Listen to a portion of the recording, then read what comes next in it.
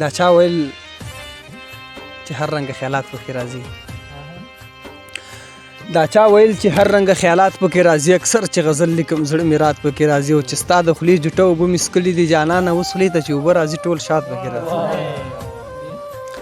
چې ستا د خولې جوټه اوبه مې څکلي دي جانانه اوس خولې ته چې اوبه راځي ټول شات پکې راځي چې ما د پېښور نه تر ننګرهاره پورې راوړل بګړي دي مړې دومره خدمات پکې راځي چې ما د پېښور نه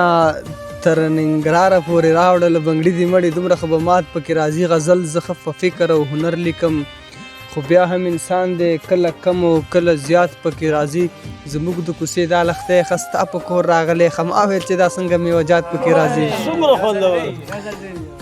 مننه زموږ د کوڅې دا لښتی ښه ستا په کور راغلی ښه ما ویل چې دا څنګه میوجات پکې راځي او الله درله لالي او ګلابي شونډې درکړي اباس له پیسې ورکړه که زکات او زمونږ دا ناخواله زړونه مات دغسې دي بیخي د جوړېدو نه دي میرات دغسې دي او غزل کې که بنګړي ماتون خو خلک خفه کېږي حق ته ګوته نیسمه حالات دغسې دي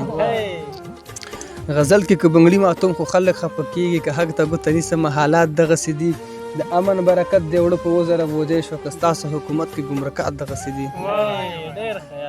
د سپین مخ نه د سپینې خولې داسې راڅڅېږي قسم دی لکه سم د بې ارشاد دغسې دي زموږ نه لاره ورکه د په یو ده کې حیران یو عباسه شته ذهنونو کې خیالات دغسې دي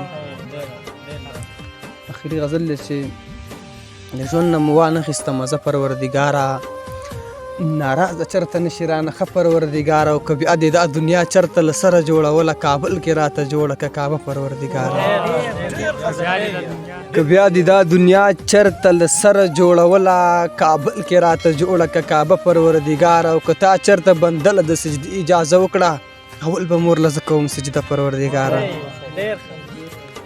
چرته بندله د سجدې اجازه وکړه اول به مور له زه کوم سجده پروردګاره او موږ دواړه مور او زوی د یو بل غم زغملی نه شو سا واخله خو د دواړو نه جوړه پروردګاره که بیا دې ژوندون راکړو په دې ټکي تېرومه توبه توبه توبه توبه توبه پروردګاره که بیا دې ما عباس له ځواني داسې راکوله بیا هم درنه زه غواړم هغه پروردګاره ډېره مننه خوشحاله شي مالدار دې غریب شي او غریب بچی دې خان شي مالدار دې غریب شي او غریب بچی دې خان شي دا سوال به مې قبول شي مړه خدای به مهربان شي په مونږ پښتنو کې دا کم عقل کار ښه نه دی سړی چې کله مړ شي نو په مونږ باندې بیا ګران شي په مونږ پښتنو کې دا کم عقل کار ښه نه دی سړی چې کله مړ شي نو په مونږ باندې بیا ګران شي ماحول پې اثر وکړي پرمختګ له پرې نه دي په دې خاوره چې کوم بچی راوټوکېږي وران شي بېوسه یم که وس مې رسېدلی لویه خدایه پښتون نسل مې جیب کې پټ ساتلو چې راځوان شي په دې دنیا خو ډېر زیات ځورېدلي دغه خلک نو هلته خو د خدای د جنت ټیکهداران شي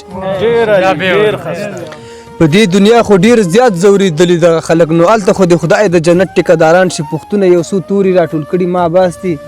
دا واخله تور توتان دی او له تا نه دې قربان شي ډېره مننه عباس